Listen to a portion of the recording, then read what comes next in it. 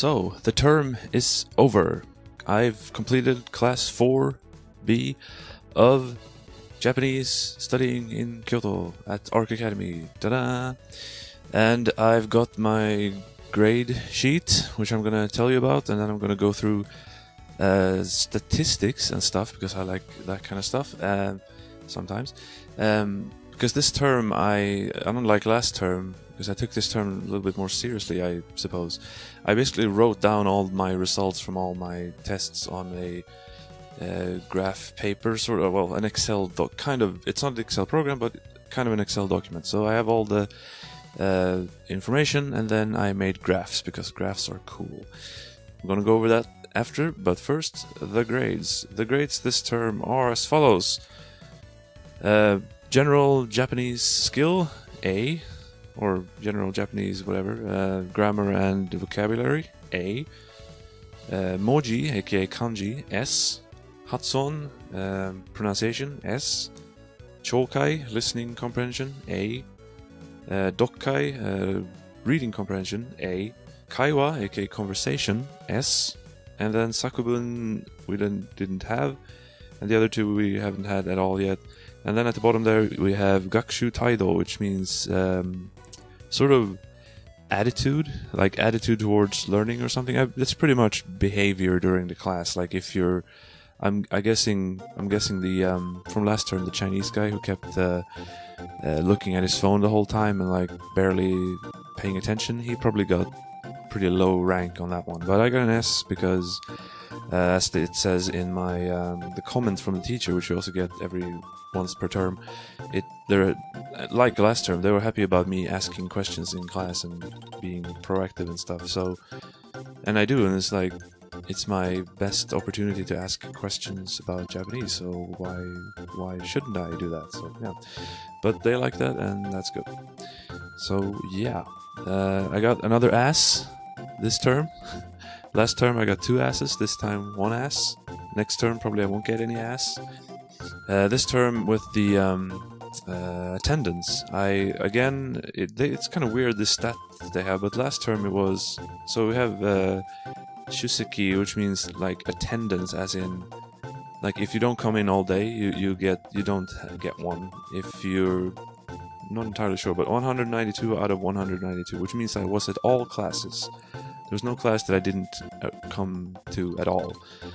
And then the Shusekiritsu is like attendance percentage, which is, of course, because it's 192 out of 192, it's 100%.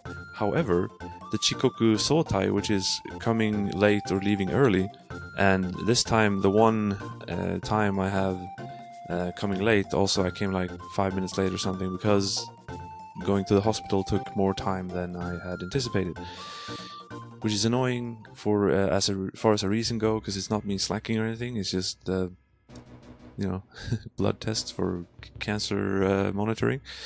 And but yeah, if that day, if I would have gotten up out of bed like a half an hour earlier, I probably would have gotten to school in time. That's the thing, because like after you're done with school, like if you had perfect attendance, you get like some kind of award, which sounds cool to me. But I'll probably keep getting 100% in the percentage thing, but because I have the other stat, will I still get perfect or not? I shouldn't, but who knows? But yeah.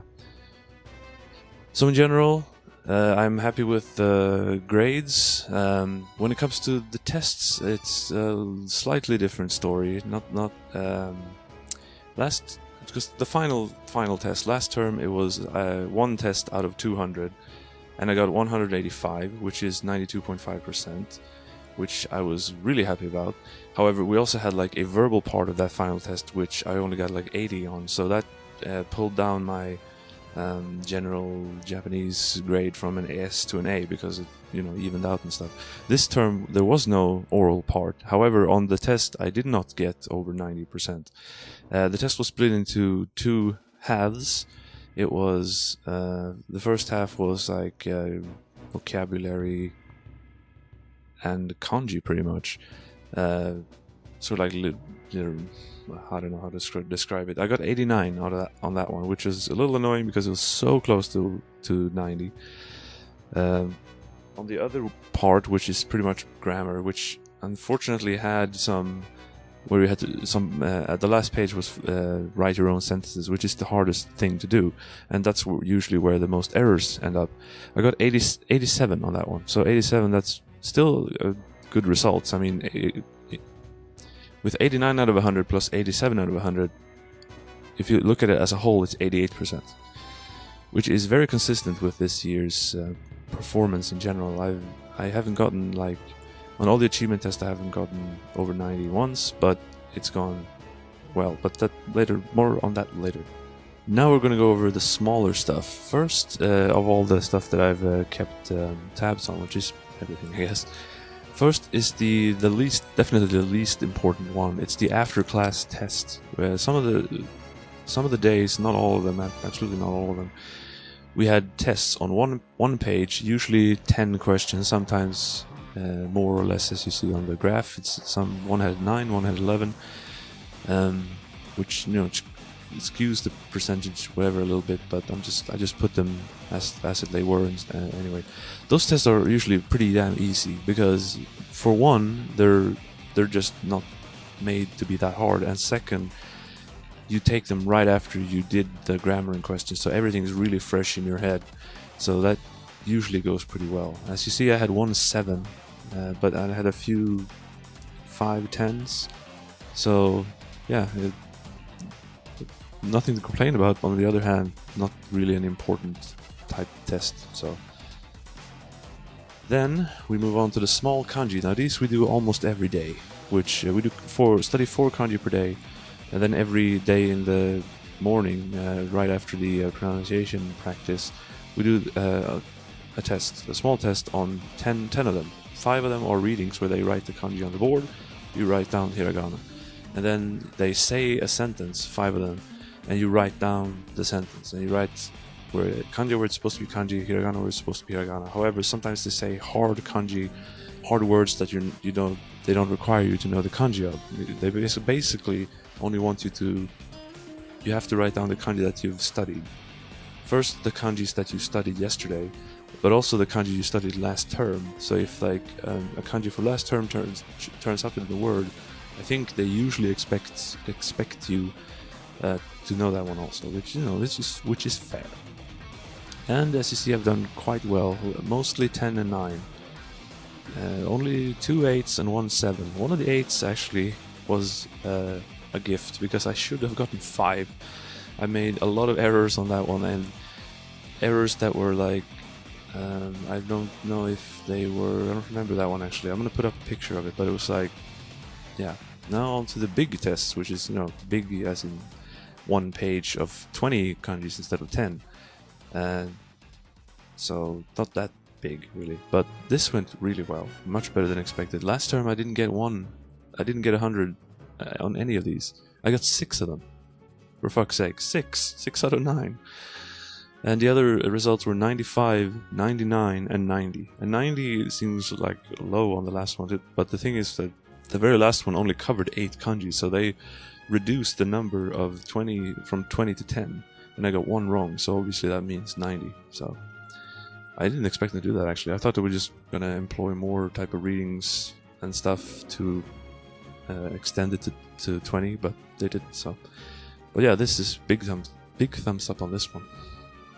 Then we move on to the homework, and the homework I split into 2 categories. The one homework that's all on 1 page, and homework that's on 2 pages. And the one on 1 page usually counts points out of 50, and the 2-page ones usually count out of 100.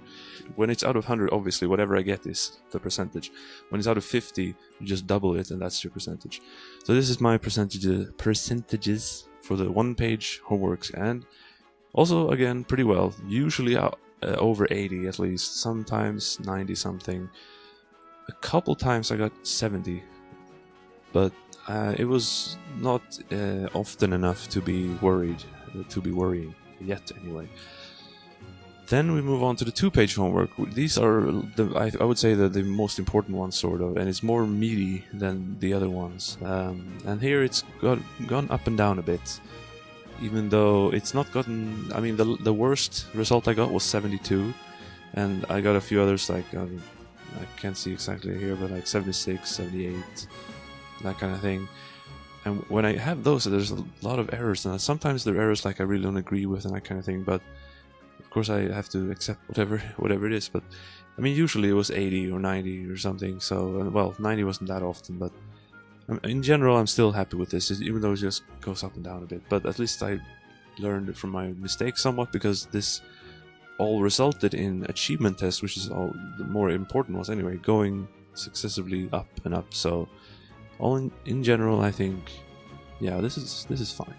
So that was term 2, class 4. Next term is class 5, and it will get harder. I haven't, according to rumor, which I can't really confirm, but apparently a guy in class told me that someone who goes to class 5 told him that in class 5 you do 8 kanjis per day instead of 4, which I mean, yeah, I'm decent with kanji, but doing 8 per day, that's a lot. And they all have a bunch of readings, like I could keep 4 in my brain, but 8, really? That seems a little rough. And apparently, because this term we did speeches and sakubun, which ironically didn't turn up on the it didn't turn up on the grade thing, because we never had a class in it, a special class dedicated to it. But we did have, after we did the speech, we did a sakubun like essay that was related to the speech, and it's like we didn't have a speech grade and we didn't have a sakubun grade. So that seems like a little bit of a waste in a way. But speeches, by the way, were I was pretty nervous usually, and when I think about grammars and stuff, I tend to like look up in the ceiling, and you're supposed to like look out into the crowd and not like anywhere else really. So that faltered a bit. In general, though, I think I did decently, and I usually managed to make the speech somewhat entertaining, and I threw in a joke here or there, so that went decently enough. The sakubun usually also fine.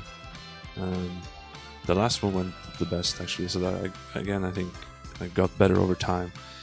And next term will be definitely now the morning class. I will be going to school from 9:15 to 12:30 instead of this 1:30 to 4:45 thing, which unfortunately now I've gotten used to it, and I don't like getting up early. So now I'm gonna have, if I want to eat breakfast or shower, I'm gonna have to go up at 7 o'clock in the morning. And I don't sleep to 12 or anything anymore, but especially with the whole sleep apnea mask and everything. But I have, the last month or so, I've gone up at 9, and 9 it's way too late. So that's gonna be a little rough. But on the other hand, after 12:30, I just have the whole day wide open, except for homework, of course. Next time I'm gonna start looking for a part-time job, and it's gonna be, this whole first half year have been awesome, but now I'm gonna try and be a little bit more serious about Japanese and money also. Like, I'm gonna try to get a part-time job, try to like speak more Japanese to people, and study, focus on that, because it's gonna get harder. I don't want to drop too far, because if I make 5, I'm gonna have 6 too, and I would at least like to pass that one so I can go home with clean record, so to speak.